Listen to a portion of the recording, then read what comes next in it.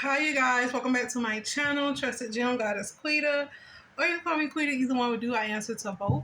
Please like, share, subscribe, donate, all that good jazz. Excuse me. Today we're going to talk about narcissists and narcissism. The reason why I want to take a time to talk about this because God put it in my spirit. He's been putting in my spirit all day. He's been just pouring, as you can tell from the videos. But the reason why narcissistic people likes to control others is because they're used to being controlled. They're not used to being loved. And it's just that simple. People, we take it and make it all this grand scheme thing. And it's just simply that. They're not used to being loved. They're used to being controlled. Whatever the abuse or the trauma, whether it's sexual, physical, whatever, whether it was neglect, whatever account of whatever type of abuse it was a form of control.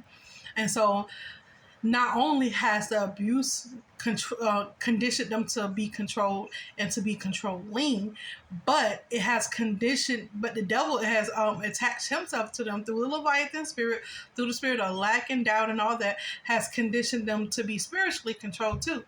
One thing I can really observe from my ex, who I was with for 8 years in a relationship, is that narcissistic people don't know how to be loved. They don't. They simply know how to be controlled.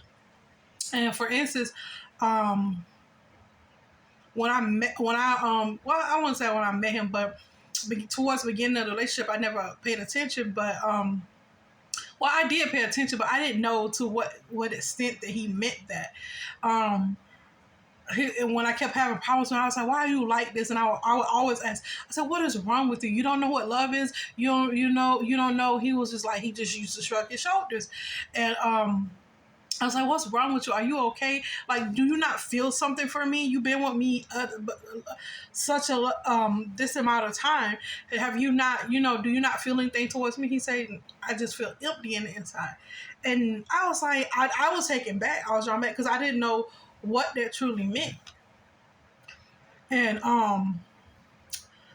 it's something else he said to me. He said, I'm gonna give you the recipe to how to handle me. I said, why I can't, deal with you through love, out of love? Why can't you accept love? And I used to question him a lot between our first and second year of dating. I used to question that a lot.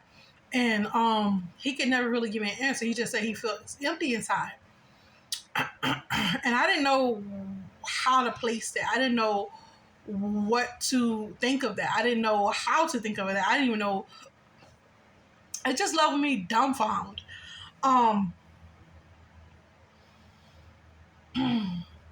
So I said that to say this. They simply, he don't know. He never felt love. He don't know what it feel like. He don't know what it means to be loved. He don't know how it feels to be loved. And it could be a she. I just say he because I dealt with my ex. They just don't know what love is. And so when dealing with someone like me, they get very addicted. First they get so, because healthy love is so mundane.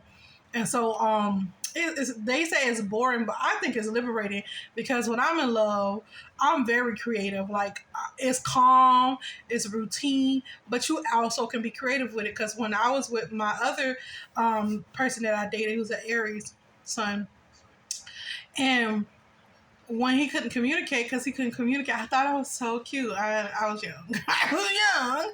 But it just helped me to be more creative. I said, because some people don't like to talk. I dated introverted people before, and I am one of those people. I love words. I love to play with them.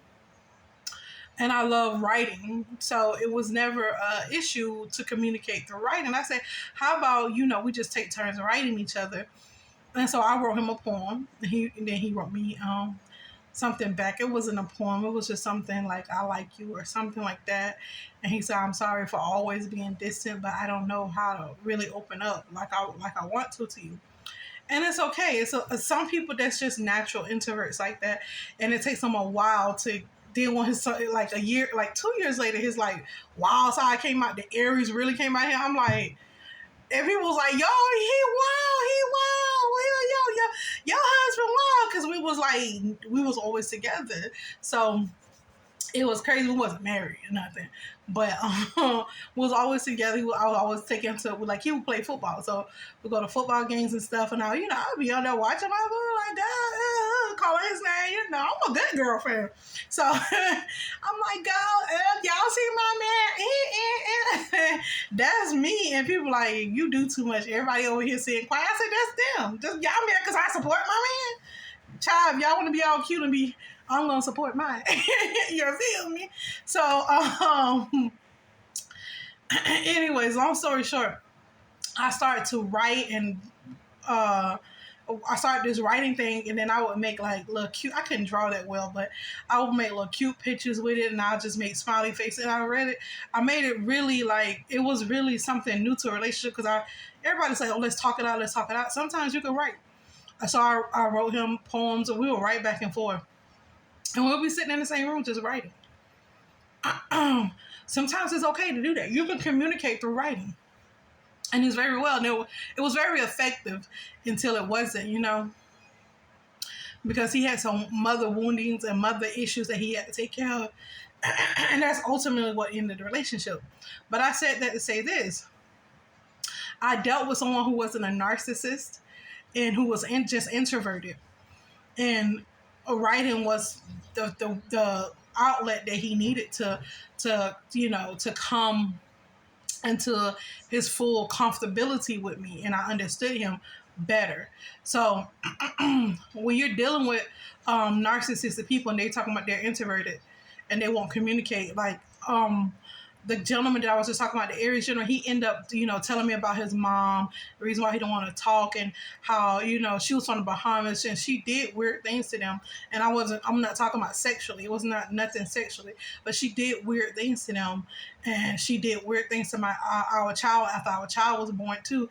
And she was just really odd, and it wasn't in a good way. It was very abusive. It was very physically abusive. And I just don't want to share his whole story with you guys. If I could, I would, but I'm not even in contact with that man at this time. So I can't share that trauma that happened to him. But that's when he opened up. So if a person is a narcissist, then 9 times out of 10, they will not talk about their childhood in any shape or form of communication. They will not talk about writing. They will not they will not talk through writing. They will not communicate through writing or talking or anything of that nature. But I just thought it was really cute to share that story, and so you guys understand that I have been with other people, but as high as narcissists, and I understand what a narcissistic personality is, and I'm not just dishing out names, okay? Just labels on people. That's what I mean by names, like just labeling people. I'm not just dishing labels, but that's another form of communication, is writing and things of that nature, and it really helped us open up and grow into our relationship better, even though it didn't last for, well, it don't even matter, it's not even there, but it did make us bond better, and I understood him better. I understood why he was so angry a lot, and why he acted the way he acted, and why it was so vital for him to do certain things that he did, and so I understood him better. So but my recent ex that I just broke up with, he never said anything about his mother until the very end of our relationship. And he thought it was humorous, and it was just about food, because he loved to eat. It was just about food. And so and he thought it was funny, because he said my mama will run around the house and get mad. I'm like, who drank all the milk? And he'll be done drink a whole gallon of milk, and she just been bought it an hour ago. So he thought it was hilarious, and I feel like he was trying to set me up so that he could eat up all my food. Like that's what it was. I know that's what it was, because that's how he operates. He like put these scenarios in your head, then he set you up to be like, well, his mama did that and had to deal with that, and it just sets you up for a psychological fuck. That's just basically what it is. And I put a stop to that quick. Obviously, it's been a year and some change since we broke up, so obviously I put a stop to it. yeah, they don't know how to be loved. They know how to be controlled. And um, my ex was of Haitian descent. He was born in New York, but he was from Haiti. You know, his parents was from Haiti, straight from Haiti. His parents was. He was born in New York, and so he was had Haitian heritage. And you know, they all speak Creole. He understands it, but he didn't speak it. So I just wanted you to give you some background before I make the next statement that I make. But the next statement I'm going to make is that I notice a lot of Caribbean, let's just put it that way. And I'm not talking about just, you know, Haitians or Jamaicans, a lot of Caribbean people in general. I'm not talking about Latino or Latino accent of descent. I'm not talking about them, but like, you know, certain Caribbeans, they do enforce a lot of control. I had a friend that had a daughter, and me and him was cool. We would never get. I was like, he gonna, you know, he cool or whatever. And then we end up talking. We were just friends, nothing sexual. And it was a guy, and he had a daughter, and I end up. His sister used to live by my sister, my identical twin sister, and I end up like being friends with him. And he had a daughter, and our daughter and our son was the same age. And how I discipline my kids, he was like, "Oh, you soft, you soft, you soft." When we got to know each other, like we knew each other like 10, 11, 12 years. You know what I mean? It was up there. It wasn't just like, and I seen him around, know him, hang with him, drunk with him, chill with him. Like, yo, you know, just vibe with him. And then when it came to raising his child, we like, okay, let's set up a play date with the kids or whatever. We had one play date. And I seen the way he parented his daughter. He was brutally harsh to her. I mean, like for the slightest thing, and he would like hit her with the back of his hand. A man hitting a female child with the back of his hand. Like he would hit her like that with the back of his hand when he's chastising her, and I'm hitting my own self, and that hurt. That hurt. So he was like, I am a gentle parenter. I feel like I when my kids was younger, it was as needed. I'm very. It depends on the child too. So, but I just didn't use a lot of forceful behavior. Don't get me wrong, I spanked my kids, but I didn't use a lot of forceful behavior. And that's why I have such good kids now. They have their own personalities, and you know, but I have such good kids now. We're excellent communicators. My kids are excellent at saying their position, their stance. They're excellent. They could come talk to me, and they feel. I'm like, so you just feel good to say that to me? It was like, yeah, this is what I think, because I'm so good at letting my kids, you know, explain themselves, explain the way that they feel, even if they're wrong or right. I want to hear their thought process. And when he did that, his child, I was like, yo, just, you know, it touched my heart. I'm like, because I was abused as a teenager, but this baby, she wasn't even 10. And so I'm just like, you know, he's like, because you're a Gentile. I was like, no, but that's a female child. Like, and even if she was a male, like, can't you just talk to her?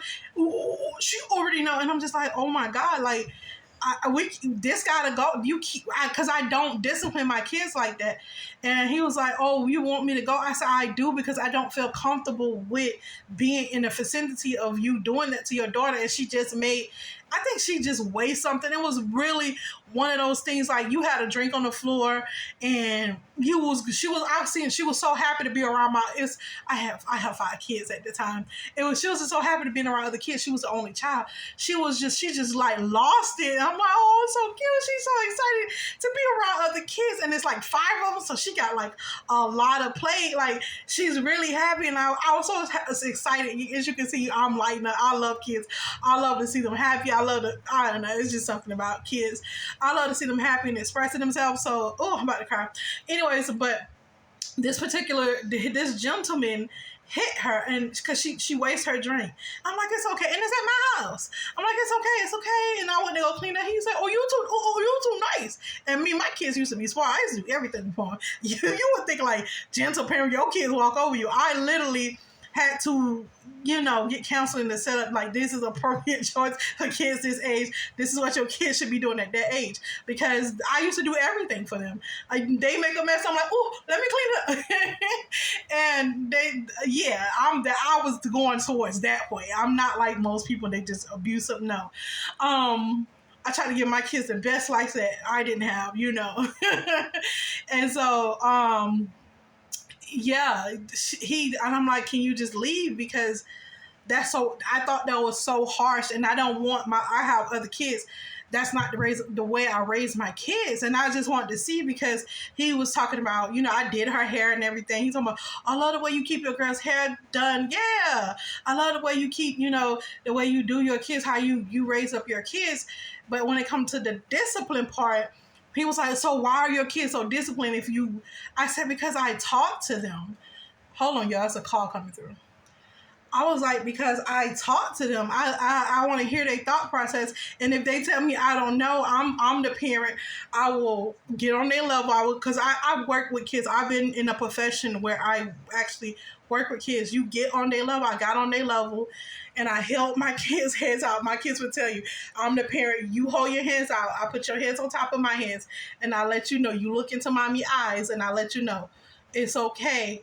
But what your behavior, you're not in trouble, but I want you to know that was not okay what you did. It is not right, and it's not okay. Can you go do this or do that to justify, to correct your behavior? That's the type of parent I am. Before I go to hitting and doing all the other stuff, I want them to get it in their brain. I want them to absorb it. And I don't do it in a harsh manner. Give me your hands. And my kids are scared, like, what? I'm like, I'm not going to hit you. Just give me your hands. Put your hand on top of mine, and I'll put their hands on top of mine. And I would talk to my kid. I'm like, look at mommy in the eyes when I'm talking to you. Now look at me. Now, that wasn't cool what you just did. Do you know that? And half of the time, they don't know. Their brains are not developed enough to understand. I know sometimes we tell them over and over, but they're children. Their brains are not like adult brains. They're not ready to receive all that. So you have to, when you have kids, to be patient. You have to learn patience. And I'm very patient with kids. Adults is the ones that piss me off. Kids, I can deal with all day, especially 10 and under. I love them. I can deal with them all day. You know what I mean? And I'm just putting their hands on top. And my kids were like, yes, ma'am. And they'll be crying, and I haven't even hit them. He was like, how do you get my kids are disciplined because I use love, kindness, and I only use force when necessary. I only use spankings when necessary. If it's not necessary, and I know that it's something, especially a drink, I would not even I just told him to clean up. Hey, you waste that, come get up a mop, get whatever, come clean this up. That's how, when you waste things, that's what you do. You go clean it up right after you waste it. Go clean it, because you don't want to stain in the carpet. You don't want nobody slipping or falling on the floor. Go get it, and then you go clean the towel, clean the mop out, and then you put it up where it goes. No harm, no foul. Nobody was hurt. And that's why I didn't understand. If nobody else's child was hurt, and she just made a mistake. And this is where I think a lot of Caribbean people, a lot of people in general, not just Caribbean. I say Caribbean because my kids' father, they're Haitian. And I dealt with a lot of Haitian men. Like let's just be honest. Let's keep it a buck. And so he was just like, he just like, no, that's foolishness. But your kids just good kids because they're good natured. I said they're good natured because I'm good natured. They didn't just sprout out the room like this. They made some mistakes too. They didn't just sprout out the room and became good natured. They're good natured because I take my time with them. I teach them. I learn them. He was like, this is not school. This is home. School starts at home first. Like, what is wrong with you? And so we just had that big disconnect. And that's why it doesn't necessarily comes from, people a lot of times don't classify abuse as abuse. They feel that strong parenting, or they like to put those words, but it's abuse because she just simply made a mistake. She didn't have to be punished or hit because she weighs something. It's plenty of other juice in there. There was plenty of other stuff. She was just so excited to be around other kids. She was so excited because she was the only child, and he is so harsh on her about everything. He treats her like she was like a slave woman. I swear. And I'm just like, ugh. And you can't, like, I tried to reason with him to don't do that. And then we talked a couple of times after that. We got nowhere. We got nowhere. So he's like, we're just not gonna have play dates. I say, yeah.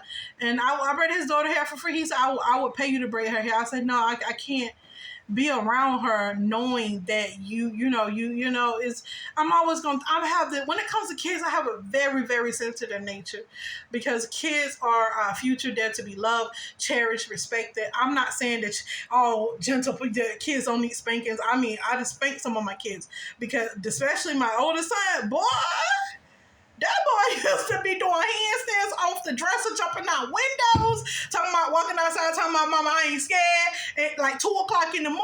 And I didn't spank him for a lot of those things, but jumping out the window, he tried to push my other son out the window. Yeah, he got to spank you for that. Yeah, because you're putting your brother in danger now. Like, what's really going on? Like, chill, But as far as wasting something and getting spanked because you made a mistake, never. And that's where the problem is. A lot of these children are trying to be perfectionists when we're not. God made us to be imperfect. We're flawed by nature. We're made to be flawed. We're made to sin by nature.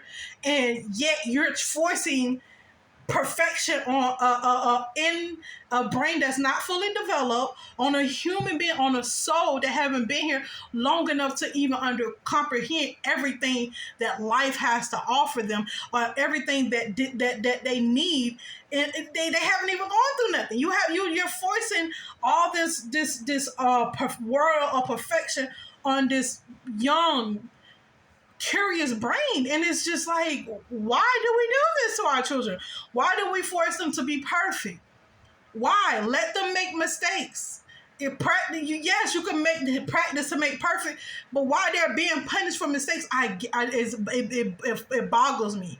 Like, if my child, like my one daughter, she was like, I made a B, and she felt bad. She was like, I'm so stupid. I said, girl, don't you ever say that about yourself. I said, girl, you made a B. That is something that is very well, that's a pleasing grade. And they be hard on themselves by nature. I have to tell my kids, because they already have high standards because of me, because of the way I raised them. So I'll be like, girl, you made a B, that's good. You there. Like, what you talking about? Like, did you try your best? Yeah, well, then you good. I told her if you made a C, I would have been still proud of you. You put forth effort, and I can see that she was bombed by her B. And that fathers lets me know that I did a good job. But I don't want her beating herself up over a B. A B is above average. Like, a B is good. Like, you did well. And you did your best. It's not like you was just playing, or you was just goofing off and like, dang, I could have done better. And I'm just that type of parent. So for the people who do this, you guys as kids, and not just saying island people, anybody who does that to their child, I just say island for my people, Caribbean from my standpoints, because that's the type of men that I date. That's the type of those are my children that have Haitian. That's just what it is. And so I can only speak from my experience, and for anybody, it goes for the general collective. Why are we forcing our kids to be perfect? Why? I'm not saying just let them go out there and don't discipline them, but if they waste something, why are we forcing them to be perfect? If they make a C or a B, why are we forcing? I can see if they make a D or F, you just put no forth, no effort. But a C or a B, they tried. Like, next time they'll get better. I'm the type of parent, I ease home. I'm like, girl, this is cute. You should go to this website. I'm very informative like that. I'm like, oh yeah. And I sit down and they asked my other daughter, Shanti, they asked her, like, why are you so smart? Because for fun, we sit up and play word Scrabble. For fun, we do math puzzles and stuff, and Sudoku, whatever it's called. We do this stuff for fun. And she was like, I don't know, my mama always seemed to get it. And I do. I'll be like, oh, girl, this is that word. She was like, Ma, how you do that? I said, but look at it. And I tell her my strategies of what I use. And she just flourishing. She's flourishing. And that's about what you're supposed to be doing with your children. You're supposed to be making them better than you. They're the next generation. You're supposed to give them all the stuff, the tricks and trades you learn, so they can be better, so they can do better and have better with their life. I don't make it easy for my kids, but I don't, when it comes to learning lessons and stuff, my kids are held to a standard that I'm like, well, you're not nobody else's kid and you need to do this and do that. I'm very mindful about them, and I give them high standards, but it's not nothing that they can't accomplish. I just don't let them be like average people. Oh, they can do this. No, you're not. I'll let them know quick. You're not. So don't even put it in your brain. That's what they do. That's not what Shanti do. That's not what Alana do. That's what they do. And my kids be like, I don't do that. And they know because, like, I'm not just their mom. My kids actually sit in the room with me all day. They want to be around me. My kids are not. I have a 13-year-old. When she was 12, yeah, she was coming to her little personality and she had issues with her dad or whatever. But my kids like to be around me. They will sit in the room with me all day. They will sleep in the same bed with me if I let them. That's how much they like being around me. My kids love being around me because I treat them like little human beings. I understand what level they're on. I understand what brain development they're in, and I work with them from that point of view. And I always let them know that they can always do better. You did great this time, but next time the situation might challenge you to be better, to think outside what you did last time. And that's how I challenge my kids. I don't put them so much on them that they can't bear. And if they're in a situation like my daughter was in advanced classes, she said she didn't want to be in it. I'm not finna, you could, I don't have an image to maintain. And if the school get mad at her, she made the choice that she wanted, if she want to be more social, this is her time in her life where she could be more social. If she wants to, and she makes straight A's, like, why would I force her to be overachiever? I don't want an overachiever. I want someone that's happy, that's balanced, that's mentally balanced, that's stable, that can make good choices, and that can be better in the future and understand that there's better out there. I'm not gonna force it. Like, one thing about me, I let my kids choose what they want, and I'll be like, well, this is that consequence, and this is that goes with that, and this is the pros and cons of this situation. Now choose one and choose wisely, but when you choose, stick to the program, because that's what you're gonna do. And that's how I parent. It's not like I let them do everything they want. I have a very balanced view of parenting because I know what development stage my kids are. I know their strong, their weaknesses, and I know what angle to come at them to get them to position themselves, to think for themselves and put themselves in a position where they can win. It's not all about the parent. Oh, you got to do. No, it's not all about. That's not what parenting is. A lot of people think, oh, you better listen to me. Oh, let me bitch. No, it's not that. It's not that. Yes, sometimes you have to tell your kids, sit down and be quiet and just chill out. Sometimes I do. And they was like, Mama, when I get like that, I said, because you're doing too much. You forgetting I'm your mama. you forgetting, but I'm right here to remind you. And they were like, all right, Mama, all right. And then they go to their room, they'll cool off for an hour, and then they come back. And we back good. Like, we back chilling. Because that's what kids need, a balance, someone to keep them balanced, not someone to be just authoritative over them all the time. They already know that. You their parent. They see you every day that came out of you, they know. And I just don't, that's how I have my whole approach. I just don't put too much energy on one thing, on one person, or just on a set goal for a person. Sometimes that goal has to shrink, and sometimes that goal has to expand. Sometimes some goals just have to be dropped because you realize life change, situations change, and you realize, well, for this situation, that's not going to work. So let's make some new goals, And you just have to learn to be a balanced parent so that your kids can be balanced. Even with me, with over loving my kids, I had to learn that there was balance. And I'm very open about my parenting style. I'm open about that. I used to over love my kids, like, oh, you weigh something. No, that's what you need to clean up after yourself. Do this and do that. And once you do that, it's all good. You go back to playing. Yay. It's not hard. We make it harder than what they have to do. Y'all do. I don't. I learned that quickly. I like to work smart, not hard. And that's why I don't like being in honors classes, because a lot of schools put you in honor classes, and it's like to punish you for being smart. It's not to challenge your thinking or to go beyond the thinking. It's just like, here's a bunch of work. Now be quiet. You smart, so you can do it. What? When my other son was in school in Florida, and he was in advanced class, it was never like that. They made it fun. They made it even funner. They was like, well, you got time, you can do this. And they made learning fun. They gave him, like, he had classwork, but it was more interactive to where he wanted to go, was building things. He's an engineer. His mind is great. He's an engineer. And so they would do fun activities towards engineering. It wasn't just book work or just learning, like, pencil and paper. It wasn't that. She'd say, well, we ain't got to do that because he's beyond that. He gets that basic step and now he's on to the next. They understand he wants to build things. He wants to gather things and put this information that he learned into practice, into something practical, into something that he can make.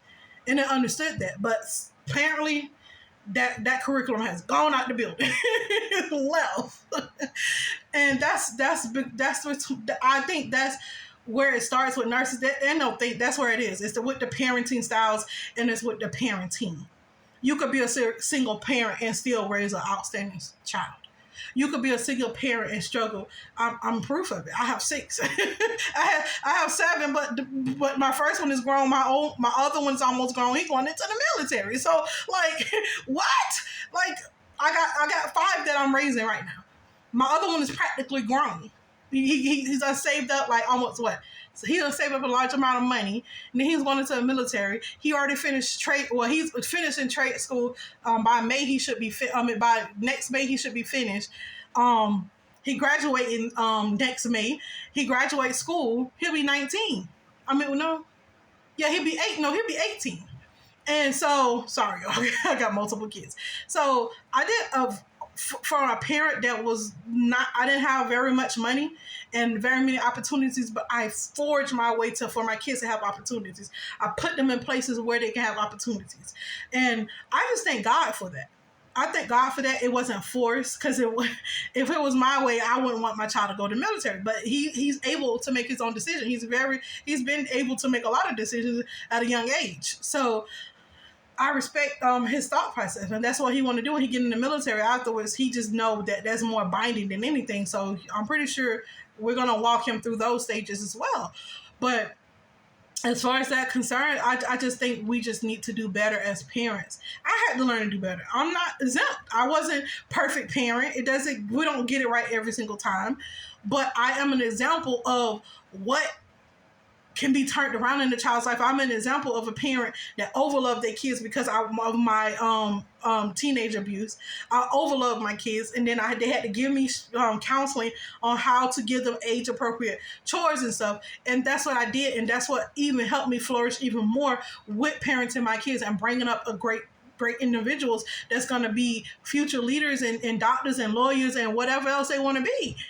And that's all I'm simply here to do, to remind us that we can, as parents, do better.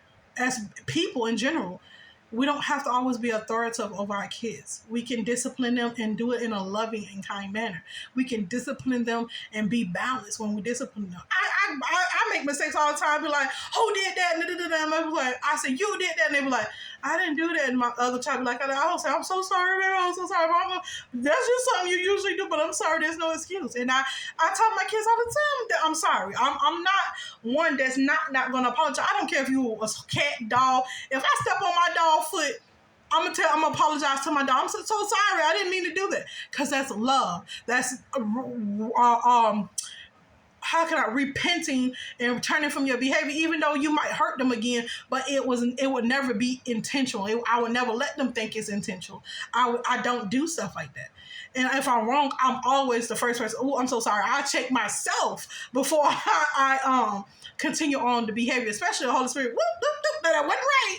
That was a dog, but that still wasn't right. I'm like, oh, you're right. I'm so sorry, little puppy. It's not hard. Just be ready to love. Just be